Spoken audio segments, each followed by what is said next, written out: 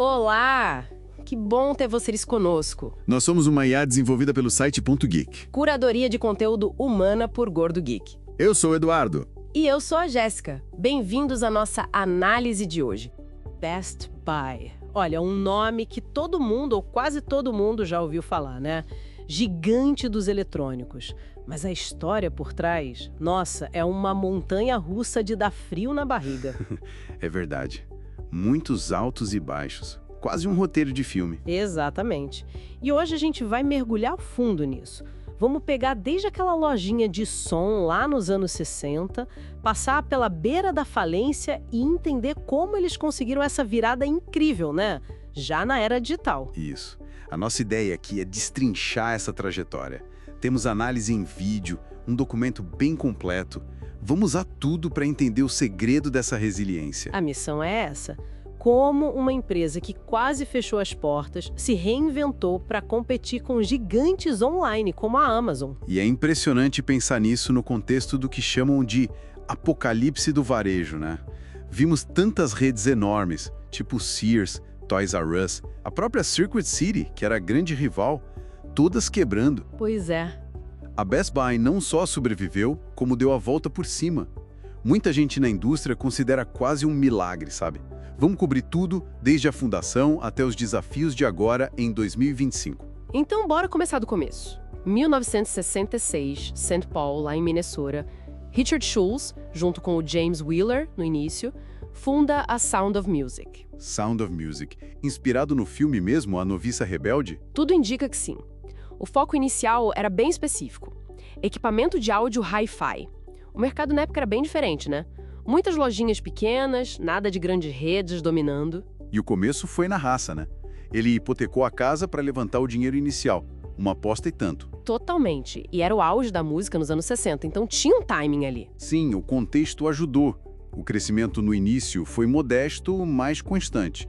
Eles compraram umas concorrentes locais pequenas, tipo a Kencraft Hi-Fi, a Bergo, foram se expandindo devagarinho. E financeiramente? Olha, no primeiro ano já faturaram $1 milhão, o que para a época e para o tamanho era bom. Pouco depois o Wheeler saiu e o Schulze assumiu o controle total. E aí ele foi crescendo? Isso, foi expandindo gradualmente. Até 1978 já tinham 9 lojas, nada explosivo ainda, mas construindo uma base sólida ali na região. Em 1969, um dado interessante, eles já tinham aberto capital na Nasdaq.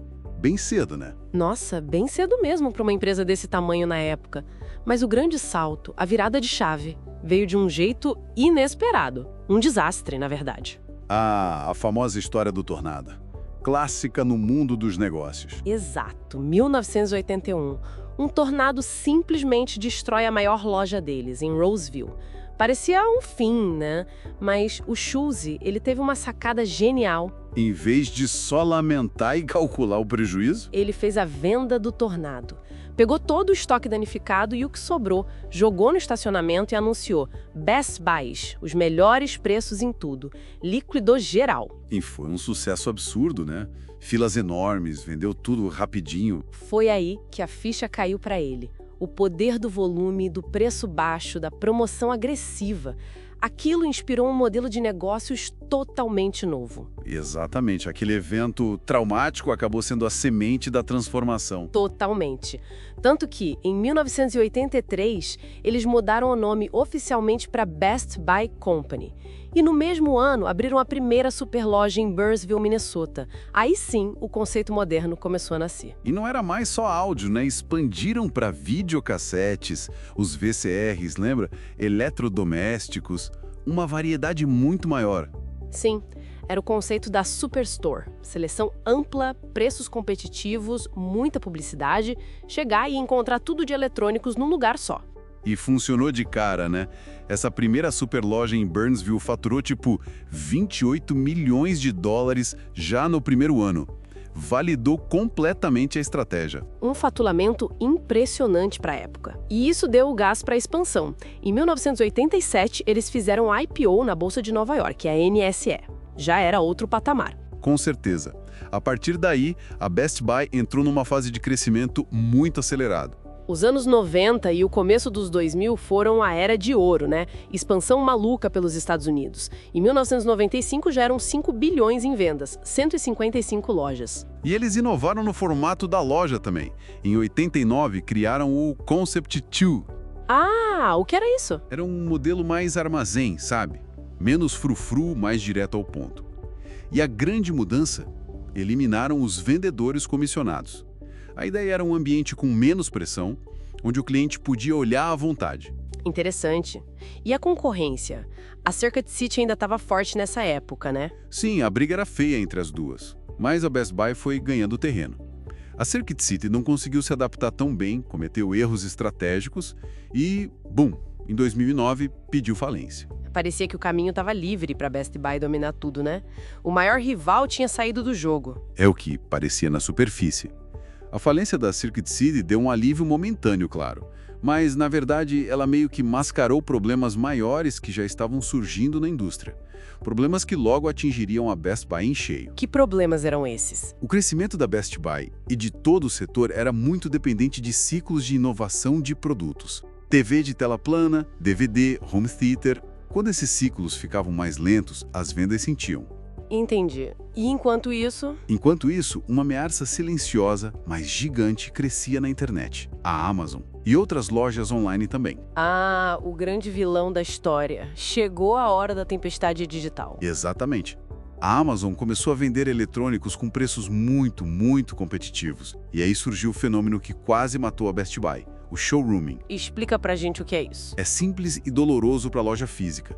O cliente ia na Best Buy, olhava o produto, tirava dúvida com o vendedor, testava e aí pegava o celular e comprava na Amazon, mais barato. Nossa, que situação! A Best Buy tinha todo o custo da loja física, dos vendedores, do estoque, para no fim o cliente comprar no concorrente online? Exatamente, era usar a estrutura da Best Buy como vitrine gratuita para a Amazon.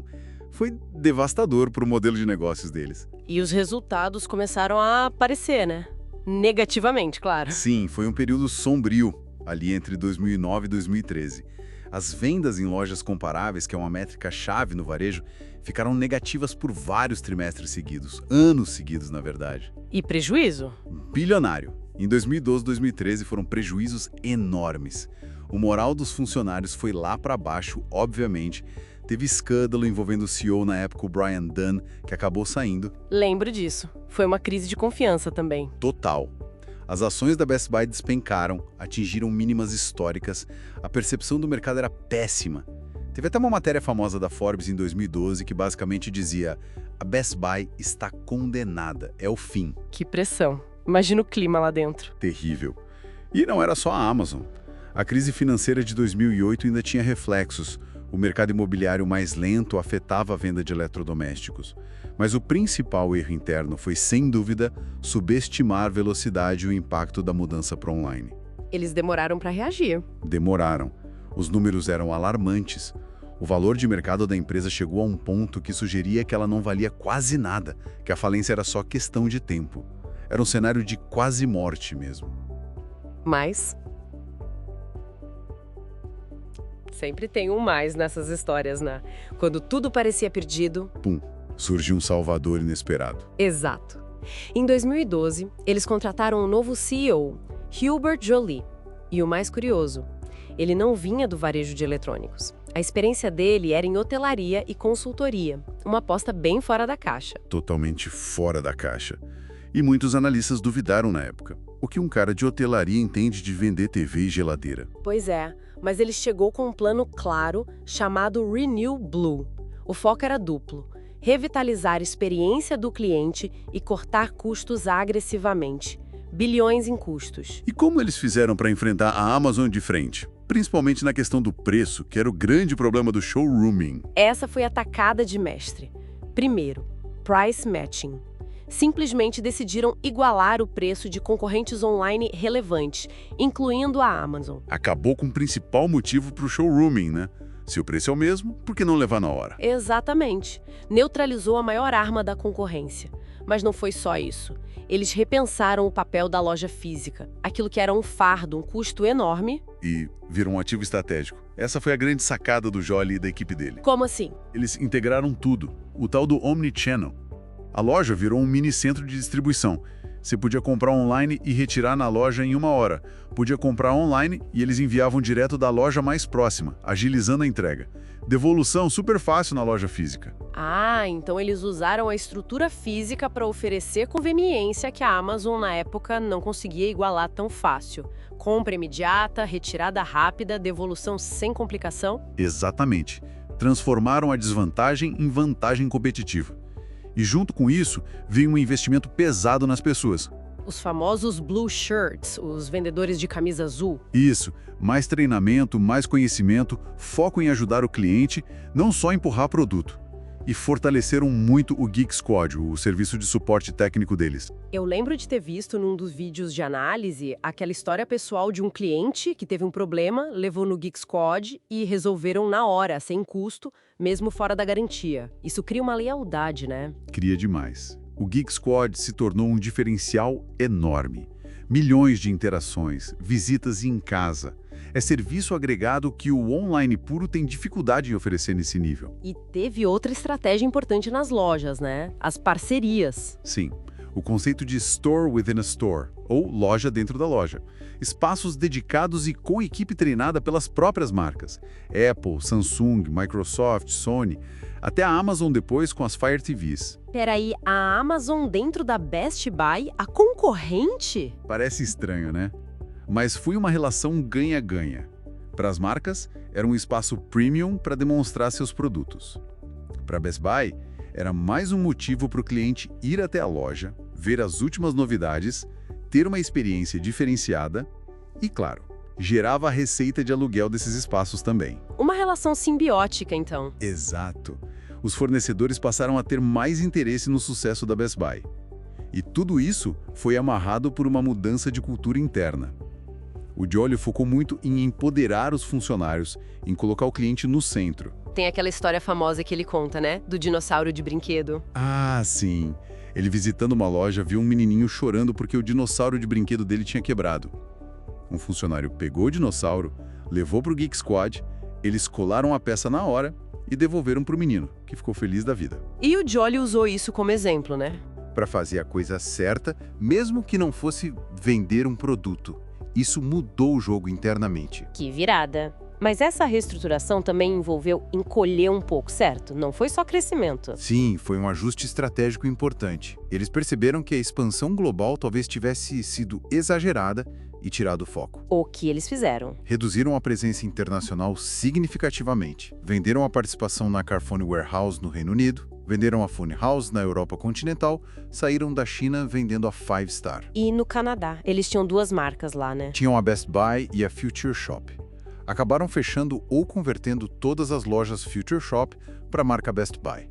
Consolidaram a operação. Também fecharam lojas nos Estados Unidos, otimizaram o tamanho médio das lojas que ficaram. Ou seja, uma empresa mais enxuta, mais focada na América do Norte, Estados Unidos e Canadá, principalmente, com uma presença menor no México? Exatamente. Isso impactou a receita total. Claro que diminuiu num primeiro momento por causa das vendas das operações internacionais, mas melhorou muito a rentabilidade e a capacidade de focar onde a briga era mais intensa, que era o mercado doméstico. Fez sentido. E depois dessa fase de recuperação do Renew Blue, o que veio? Aí eles entraram numa nova fase, chamada Best Buy 2020, Building the New Blue. O foco mudou de salvar a empresa para crescer de forma sustentável. E onde eles apostaram para crescer? Principalmente em serviços e relacionamento com o cliente. Lançaram o programa In-Home Advisor, consultores que vão até a casa do cliente para ajudar a montar soluções de tecnologia, especialmente para casa inteligente, Smart Home. Ah, isso é interessante, um serviço bem personalizado. Muito. E fizeram uma aquisição grande e estratégica. Compraram a Great Call por 800 milhões de dólares.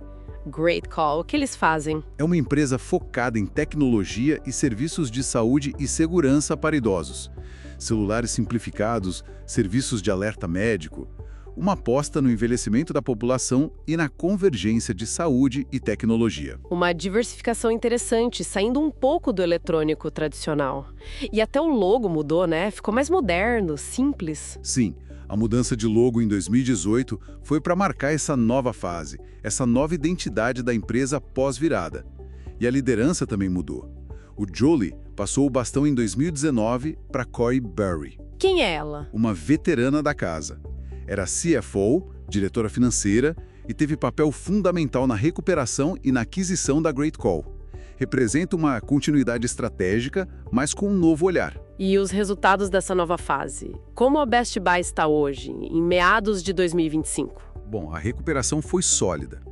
As vendas comparáveis voltaram a crescer por vários anos seguidos, as ações subiram bastante desde aquela mínima histórica, a classificação de crédito da empresa melhorou, a Best Buy voltou a ser lucrativa e saudável financeiramente. A margem líquida recente estava em torno de 3%, o que é razoável para o varejo. Mas a vida não ficou fácil, imagino. A concorrência não dorme. De jeito nenhum. A pressão continua enorme. A Amazon continua sendo uma força dominante, claro, e outros grandes varejistas, como Walmart, Target, Costco, também têm ganhado participação de mercado em categorias importantes, como TVs e eletrodomésticos. Eles também melhoraram muito suas operações online e conveniência. E o consumidor? Mudou também. Com certeza. O consumidor hoje está mais cauteloso, muito focado em promoções, pesquisa mais. A incerteza econômica global, a inflação que tivemos nos últimos anos, tudo isso impacta o bolso e as decisões de compra, especialmente de bens duráveis como eletrônicos. Então, qual a posição da Best Buy hoje nesse cenário? Eles se consolidaram como o líder no varejo especializado em eletrônicos na América do Norte. Isso é inegável. Mas o mercado total é muito maior. E a participação deles nesse bolo todo fica em torno de 8%. Ou seja, eles são fortes no nicho deles, mas a briga pelo cliente é constante e contra gigantes muito diversificados. Uau! Que jornada! É realmente impressionante ver como eles saíram daquela situação crítica, de quase morte anunciada, para se tornar um caso de estudo de transformação no varejo. Sem dúvida. Enfrentaram o showrooming, a concorrência brutal da Amazon, de cabeça erguida. E conseguiram achar um caminho combinando preço, conveniência da loja física e serviço. É notável. É notável mesmo. A capacidade de adaptação foi fundamental. E olhando para frente, né? A gente fica pensando. O que será que vem por aí? Exato. Com a tecnologia evoluindo tão rápido, inteligência artificial mudando tudo, novos modelos de negócio surgindo, comportamento do consumidor sempre em fluxo. Qual será o próximo grande ajuste, a próxima inovação que a Best Buy vai precisar fazer para continuar relevante? Para defender essa posição que eles reconquistaram com tanto esforço? Uma boa pergunta. É um desafio contínuo, né? A história deles mostra que eles foram capazes de se reinventar antes, mas o mercado não para. A necessidade de adaptação é permanente nesse setor. A batalha pela relevância, como você disse, continua dia após dia.